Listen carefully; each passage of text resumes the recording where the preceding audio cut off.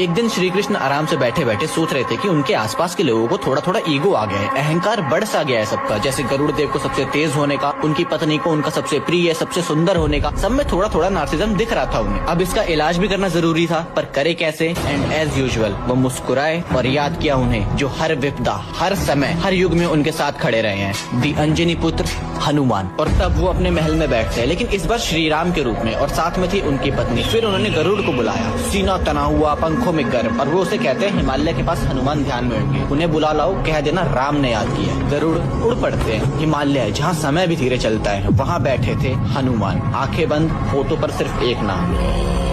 गरुड़ पहुँचे, हनुमान प्रभु ने बुलाया। हनुमान जी आंखें खोलते हैं मुस्कुराते हुए और कहते हैं आप जाइए, मैं नाम जप पूर्ण करके आता हूँ। गरुड़ फिर सोचे अपना काम तो हो गया, पर वो हनुमान जी को देखकर कहते हैं आप वृद्ध हो चुके हैं, मैं ले चलता हूँ आपको अपनी पीठ पर बैठा के। वो ये सुनकर थोड़ा और मुस्कुराए और कहे चिंता ना करें, आप जाइए, I will be there but bye. Garuda लौट जाते हैं, पर जब द्वारका पहुँचे उनके भीतर सब कुछ हिल गया, क्योंकि वहाँ खड़े थे हनुमान। सन्नाटा छा गया और मन में सिर्फ एक सवाल, मैं तो पूरी शक्ति से लौटा था, फिर मुझसे पहले कैसे? गरुड़ को पता ही नहीं था कि हनुमान जी को पवन पुत्र ऐसे ही नहीं कहा जाता। वो जिस रफ्तार से द्वारका पहुंचे थे, उसे महादेव के अतिरिक्त देखना भी लगभग नामुमकिन था। और तब हनुमान जी श्री राम को प्रणाम करते हैं और बोले प्रभु माँ सीता कहाँ है, और ये कौन है जो आपके पास बैठी? उस एक पल में उनकी पत्नी का नार्सिज्म एंड हो गया, सबसे सुंदर, सबसे प्रिय होने का। लेकिन डर की बात तो अभी बाकी थी, क्योंकि गरुड़ के मन में अचानक से खलबली मची कि एक सेकेंड, राजद्वार पर सुदर्शन चक्र था, उसने रोका क्यों नहीं इन्हें, और है कहाँ वो? तभी श्री राम बोले हनुमान मेरा सुदर्शन चक्र कहाँ है? और अगले ही क्षण हनुमान अपने मुख से सुदर्शन चक्र निकालते हैं और कहते हैं प्रभु ये मुझे आपके पास आने से रोक रहा था, और मुझे थोड़ी सी भूख भी लग रही थी। तो ये देखकर गरुड़ हिल गए थे कि सुदर्शन चक्र जो पूरे यूनिवर्स,